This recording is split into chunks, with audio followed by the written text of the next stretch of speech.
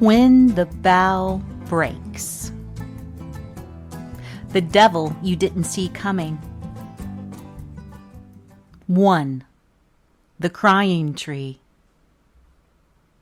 I have an irrational fear of being crushed by a falling limb. If you hang around the farm long enough, I will eventually tell you to stay out of the woods when the wind is up. At the first crack of a nearby limb, I bolt like a horse. I could very well be running into the line of danger. It doesn't matter. I just have to move. The week before Hurricane Helene, Christopher and I stood under the trees by the spring that feeds the pond as we tried to figure out which tree was crying. It sounded like a wailing woman. We thought about marching all our wedding guests to the spot for the ceremony, but the warning cries of a creaking hardwood about to fall prompted us to change the location. We chose instead a short walk to a spot on the wide trail that loops from the barn to the driveway entrance. On the day of the wedding, we all stood between two massive oaks. A few days after the wedding, we surfaced from the house as the hurricane winds calmed and found the walkway to the wedding spot blocked by a massive fallen oak, a triple oak. But when we finally hiked to the pond and surveyed the damage by the spring, the crying tree still stood. The wood was silent. It's never the devil we plan for that finds us. It's usually something else. 2. The wind's path. Entire swaths of forest were razed after Hurricane Helene blew through. A neighbor's roof is still tarped as she lives in a front yard camper. She slept in the sunroom the night of the storm, her love of plants saving her life. She tells me the names of plants. A beautiful makeshift garden grows in containers lining the door of her camper. She knows the woods around the farm in her blood from her grandmother to the grandmothers before her. I woke and heard silence before a tornado began toppling the trees, she says, pointing to the supine trunks and the towering heights of the oaks and hickories that escaped the storm. You can see the path the winds took, she says. The storm made me wary of falling trees, but my fear is older than that. It's primal. 3. A jogger passes. We unpacked a horse trailer years ago at one of the last horse shows we traveled to as a barn family. As we piled everything in front of stalls, a big storm blew in and gained strength. The show was in an old park, ball fields and walking paths twined around the horse arenas. As the first big, fat raindrops began to fall, we all squished together beneath the narrow roof eaves in front of the barn. The line of us watched in silence as the storm gained strength. The beauty of a storm is that it makes you stop what you're doing and watch. The terror of a storm is that you have to stop what you're doing and wait. A jogger ran down the path in front of the barns, and we all gave him a little wave and smiled and laughed with him as he passed. Later, we heard sirens. As word traveled through the showgrounds, we learned the jogger had been killed by a falling tree. We might have been the last people who saw him alive. The storm passed, and we settled the horses in for the night. The next morning, we all gathered and warmed up in the arenas, ready to dress the part and win ribbons. Stable Roots is where I share stories about horses, resilience, and the life I've built from both. I write weekly about connection, healing, and the messy, beautiful business of showing up. You can subscribe for free and follow along. A paid subscription goes even further by directly supporting the farm, the horses, and the work we do here every day. However you choose to be a part of this community, I'm just grateful that you're here. 4. After Helene. The weather patterns have shifted mightily in the 20-plus years I've worked outdoors. I've ducked twice under metal-roofed barns as lightning struck and made my hair stand up, my fingers buzz. Once I held a metal spoon as it struck. The barn cat I was feeding regarded me with wide eyes as we crouched beneath a bench. Hail comes with frequency, and the winds, once predictable, are now vicious. I've watched the unexpected take shape at the edge of the horizon, but nothing prepared me or my region from the solid wall of an inland hurricane with Helene. Now that the leaves have returned to the trees after a long gray winter, I see how many branches are dead and hanging from the trees around the farm. After that storm, I gave up worrying about trees falling on my head, but I eyed widowmaker limbs hanging by strings from the battered trees, noticing when the daggers dropped and when it was safe to walk beneath again. I still don't go exploring in the woods when the wind is gusting. 5. The beach and the warm blood. The woods paddock below the barn took a battling during Helene. The storm was 8 months ago, and the gaping holes of root balls are still taped off inside the paddock. It's difficult to get equipment down there, but time has passed and most of the hanging debris has shaken loose. So the trees weren't on my mind as I tromped down the hill to halter moose for a lesson Lakin and I were joint teaching last week. I usually take the student with me to learn the fumbling art of trying to halter a horse in the field, but I didn't this time. I told them to stay put and gather the tools they needed for grooming.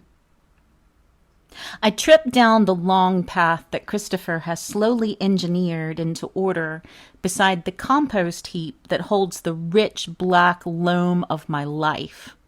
I felt like an idiot as I stared blankly at the heap of halters by the gate. Magical horse fairies often gift the horses with new halters, so I lose track of what halter belongs to which horse. Hint: Moose's has her registered name engraved on it.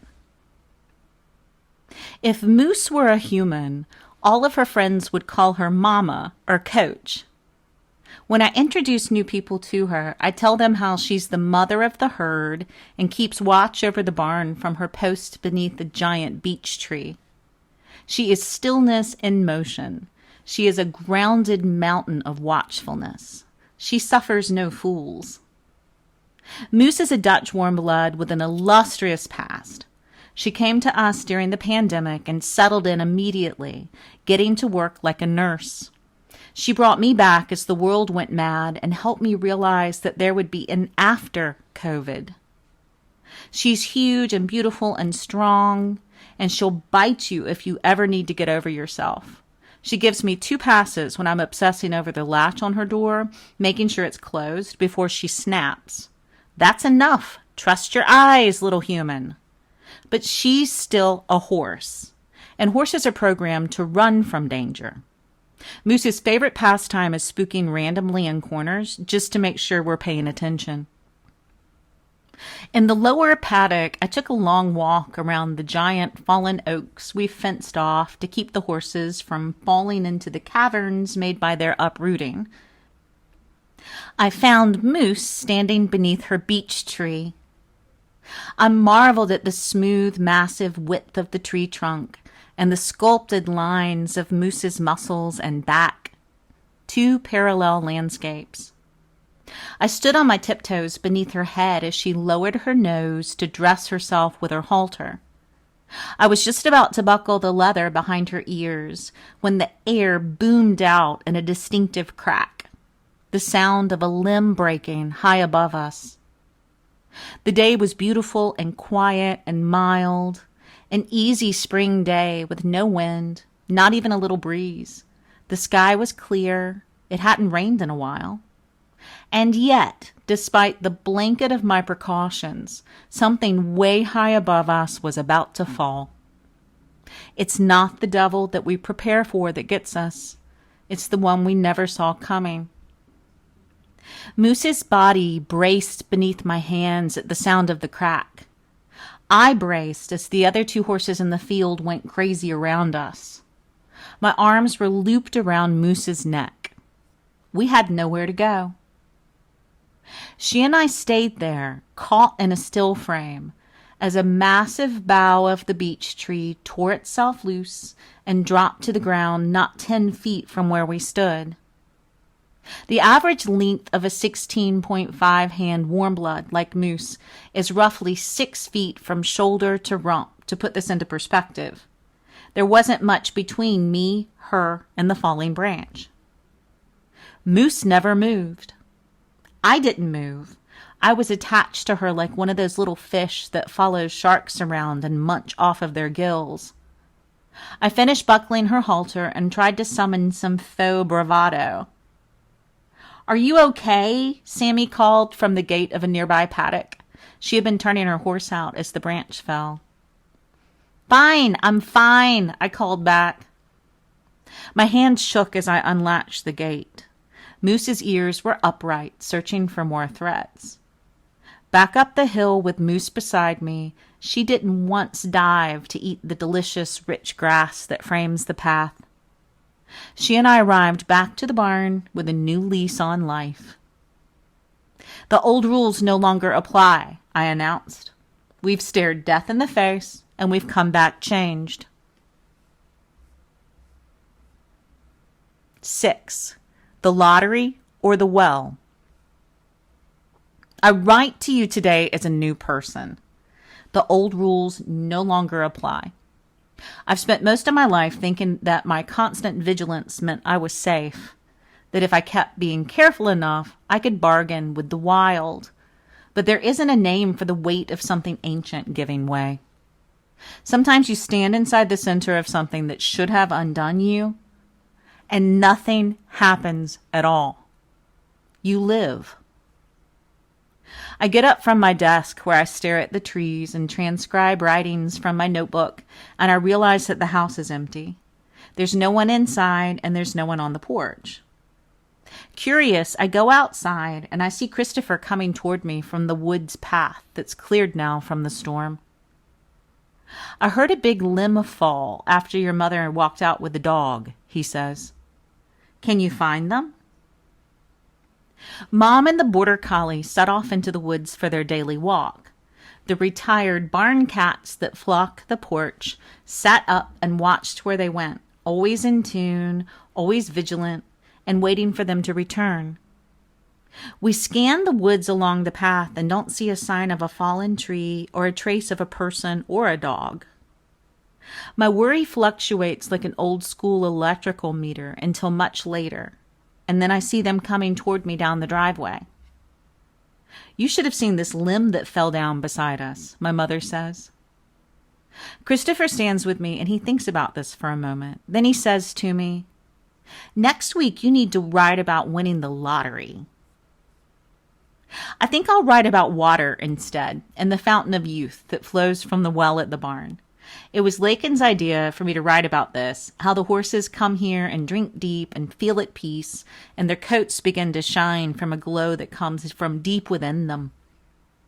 This land and the water beneath it, ever flowing, ever changing, does the same thing to me.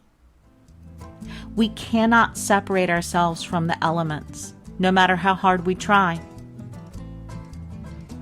Love, Kim.